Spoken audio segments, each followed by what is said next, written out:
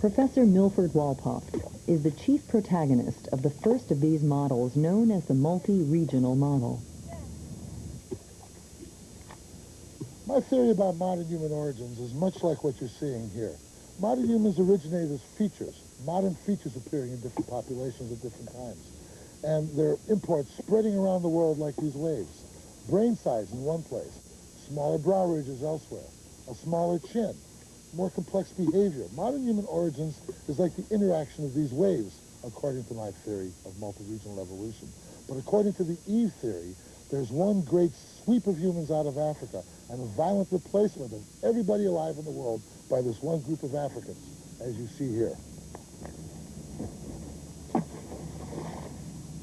The originator of this second model, known as the Out of Africa or Eve model, is Dr. Chris Stringer of London's Natural History Museum.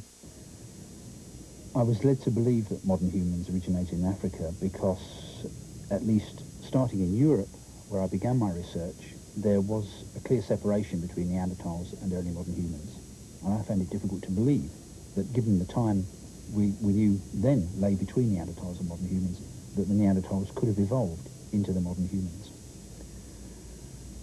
But when I looked at evidence from elsewhere, from the Middle East, there seemed to be early modern humans at an earlier date, and in Africa, at an even earlier date, we seem to have specimens like this one from Jebel Ihud in Morocco.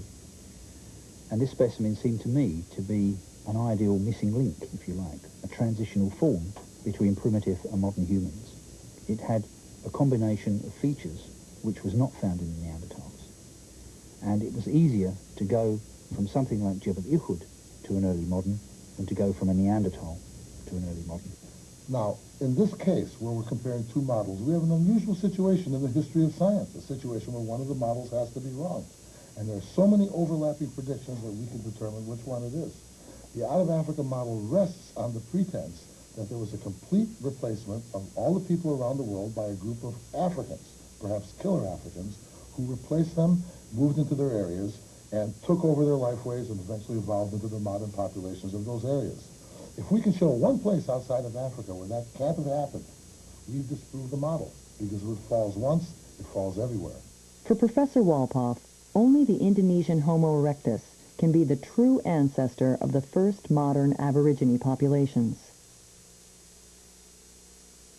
This is a late Pleistocene Australian that combines a series of features that are unique in their combination to these Australians, including a flattened cranial rear, a very long flat frontal bone separated from the prominent supraorbitals by virtually no grooving at all. You can see the cheekbones, which are quite large, and you can see the extraordinary ridge that goes along their slope, and the great prominence of the lower face, the prognathism. This specimen has an ancestry. We know this.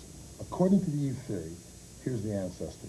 The Eve theorists have said that the border cave specimen, which they believe is dated to 100,000 years, is the ancestor of all living humans around the world. For instance, Chris Stringer, in a recent paper on this issue, proclaims that border cave is an example of what he means by the Eve population that's ancestral to everybody else. This Eve, of course, has weak brow ridges, a high rounded forehead as far as we can tell, very different back of the skull insofar as it's present, and would have to be a unique ancestor of the late Pleistocene Australian. Another possibility, if you will, is some Kafsa. If the dating of Kafsa is correct, Kafsa 9 could be a potential ancestor with its high rounded forehead, a rounded cranial rear, and a fairly delicate cheekbone, although it shares the prognathism of the specimen from Australia. It has none of the brow ridge development. So these would be the Eves that would be the unique ancestors according to the Eve theory. But the one specimen that cannot be an ancestor, can have no genetic contribution to the late Pleistocene Australians, is the Indonesian Homo erectus, which has the same cranial flattening, the same forehead flattening, the same thickened supraorbitals with the lack of a groove separating them, the same prominent cheekbones with ridge following along its angle, the same marked prognathism. This specimen would have to be replaced by these Eves, who would then have to come to take on its unique characteristics, if the Eve theory is correct. This is a very tortuous example, a very tortuous theory. There's a much simpler explanation, and that, of course, is that the Eve theory is wrong.